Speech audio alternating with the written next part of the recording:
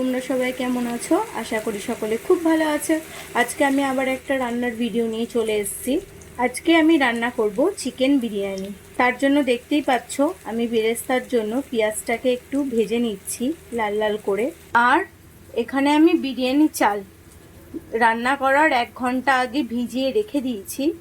আর pressure কুকারে আমি আলুটা সেদ্ধ করতে বসিয়ে দিয়েছি, বিরিয়ানির আলু। আর বন্ধুরা, আমি বিরিয়ানিতে যে মাংসটা ব্যবহার করব সেটা আমি এখানে ভালো করে মাখিয়ে রেখে দিয়েছি 1 ঘন্টার জন্য। বন্ধুরা, এটার মধ্যে আমি দিয়েছি পেঁয়াজ কুচি, টক দই, আদা বাটা, রসুন বাটা, লঙ্কা বাটা। আর এখানে আমি রেডি করে রেখেছি দুধ দিয়ে কেশর গুলে রেখেছি। তো বন্ধুরা, আমরা এখানে পেঁয়াজটাকে বেরেস্তার জন্য একটু লাল লাল করে ভেজে নেব, যাতে পেঁয়াজটা না পুড়ে যায়। এবার আমরা বিরিয়ানির ভাতটা রেডি করব।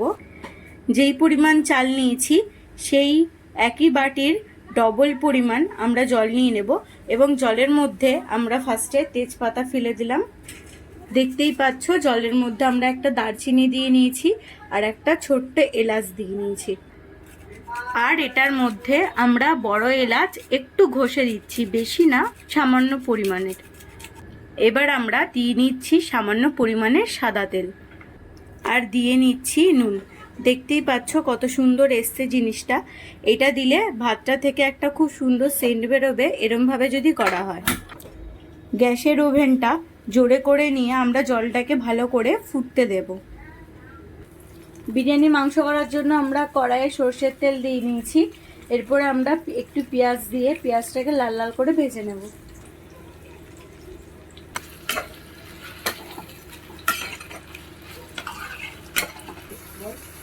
এবার পেঁয়াজের মধ্যে আমরা একটু চিনি দিয়ে দেবো অল্প পরিমাণের, তাতে পেঁয়াজের টেস্টটাও বাড়ে এবং এটা খুব তাড়াতাড়ি নরম হয়। এবার আমরা এটার মধ্যে আদা, রসুন, কাঁচা লঙ্কা বাটা দিয়ে দেব।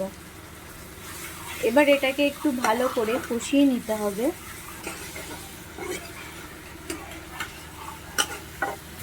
ভাতের জন্য আমরা যেই জলটা ফুটিয়ে নিয়েছিলাম একটা বড় ছাঁকনিতে ছেঁকে, সেই জলটা এই চালটার মধ্যে দিয়ে আমরা আবার গ্যাসটাকে বাড়িয়ে বসিয়ে নিয়েছি।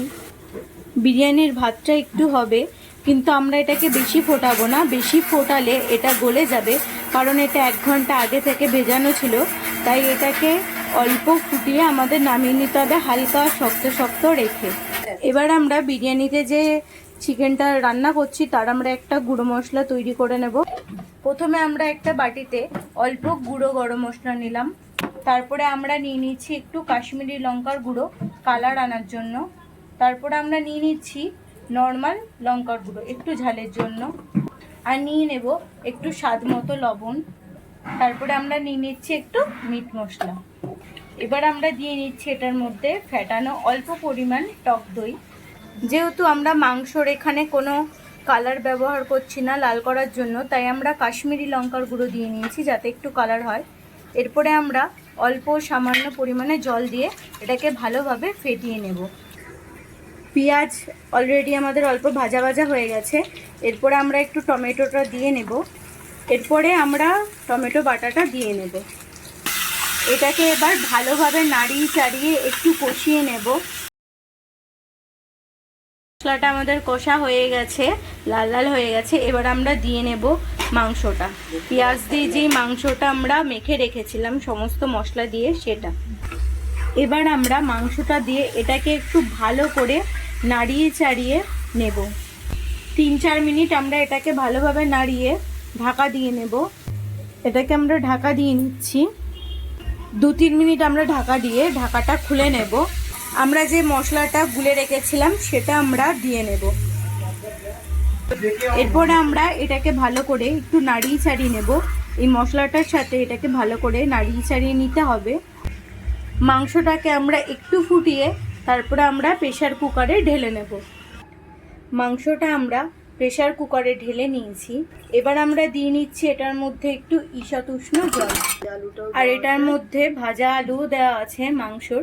আর দিয়ে নেব অল্প লবণ, কারণ আমরা প্রথমে লবণ দিইনি, তাতে একটু বেশি জল ছাড়া ছাড়া হবে বলে আমরা সেটাকে দিয়ে নিচ্ছি। প্রেসার কুকারের মুখটাকে বন্ধ করে আমরা এটাকে গ্যাসটাকে বাড়িয়ে দেব। আর তার পাশেই সেদ্ধ হচ্ছে আমাদের বিরিয়ানির ডিম। এখানে আমাদের চিকেনটা হয়ে গেছে। আমরা গ্রেভি থেকে চিকেন আর আলুটাকে আলাদা করে নিয়েছি, আর গ্রেভিটা আমরা এই প্রেসার কুকারেই রেখে দিয়েছি। দেখতেই পাচ্ছেন আমাদের বিরিয়ানির ভাতটা কত সুন্দর ঝরঝরে হয়ে রয়েছে। এবার আমরা বিরিয়ানির লেয়ারটা আস্তে আস্তে রেডি করে নেব।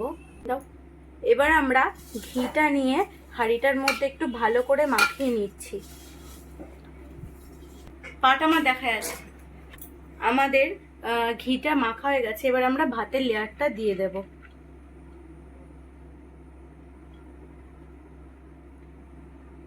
আমার দেওয়া হয়ে গেছে। এবার আমরা চিকেনটা দিয়ে নেব অল্প অল্প করে, আর তার সাথে আমরা দিয়ে নেব আলু 2-3টে। মাংসর গ্রেভিটা অল্প করে দিয়ে নেব উপর দিয়ে ছড়িয়ে।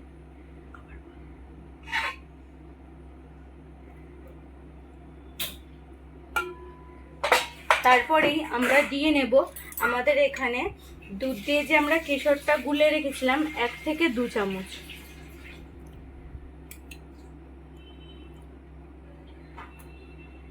আর এখানে আমরা এরপরের ধাপেই দিয়ে নেব, এখানে আমরা কেওড়া জল, গোলাপ জল একটু আতুর মিশিয়ে নিয়েছি, সেটা পরিমাণ মতো দিয়ে নেব। আপনারাও এরকম পরিমাণ মতনই দেবেন, বেশি দিয়ে দিলে বেশি উগ্র সেন্ট বেরোবে।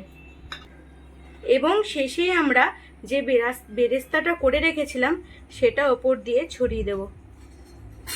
এইভাবে আমরা একটার পর একটা লেয়ার সাজাতে থাকবো।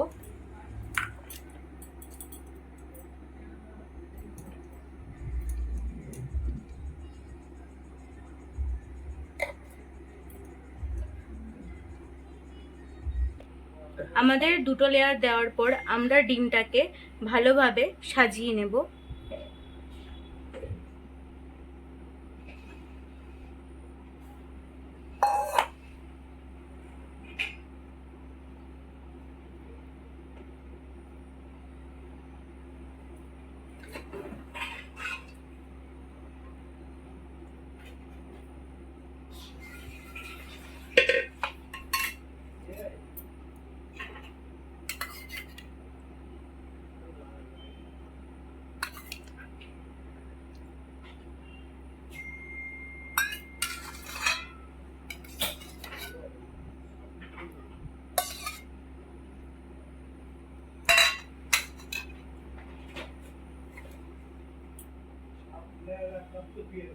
এটা হচ্ছে আমাদের লাস্ট লেয়ার। এটা দিলেই মোটামুটি আমাদের বিরিয়ানিটা রেডি হয়ে যাবে।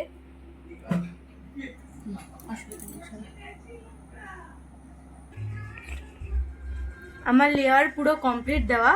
এবার আমি ঢাকা দেওয়ার আগে দিয়ে নেব আর একটু চিকেন কষার যে গ্রেভিটা সেইটা, তারপরে দিয়ে নেব বেরেস্তাটা ভালো করে ছড়িয়ে নেব। এরপরে আমি এই কেশরের এই দুধটা এর মধ্যে দিয়ে নেব। তারপরে আমি দিয়ে নেব সেই কেওড়া জল, গোলাপ জল আর আতুরটা, এবং সবথেকে শেষে আমি দিয়ে নেব বিরিয়ানি মশলা। এটা দিলে খুব সুন্দরই একটা ফ্লেভার আসবে, খেতেও খুব ভালো লাগবে। আপনারাও চাইলে বিরিয়ানি মশলা দিতে পারেন। বেশি দেব না, অল্পই দেব, বেশি দিলে তিতো তিতো হয়ে যাবে খেতে। তো আমাদের লেয়ারটা পুরো কমপ্লিট। এবার আমরা এটাকে ঢাকা দেব। এখানে আমাদের বিরিয়ানি প্রায় রেডি। এটাকে আমরা মুখটাকে আটা দিয়ে ভালো করে বন্ধ করে নিলাম, যাতে এই ভাপটা না বেরিয়ে যায়। এবার আমরা গ্যাসটাকে বাড়িয়ে দিয়ে এই কড়াইয়ের মধ্যে গরম জল করে নিয়েছি। তারপরে আমরা এর উপরে হাঁড়িটা বসিয়ে দিয়েছি। আমরা প্রায় 10 থেকে 20 মিনিট অবধি এটাকে রাখবো, তারপরেই আমাদের বিরিয়ানি রেডি। বিরিয়ানিটা আমাদের রেডি হয়ে গেছে, দেখতেই পাচ্ছেন কত সুন্দর হয়েছে, খেতেও তেমন খুব সুন্দর হবে। আমাদের বিরিয়ানি রেডি। বিরিয়ানিটা খেতে খুবই সুন্দর হয়েছে। আপনাদের যদি আমাদের এই রেসিপিটি ভালো লাগে অবশ্যই চ্যানেলটিকে সাবস্ক্রাইব করবেন, লাইক, কমেন্ট এবং শেয়ার করবেন।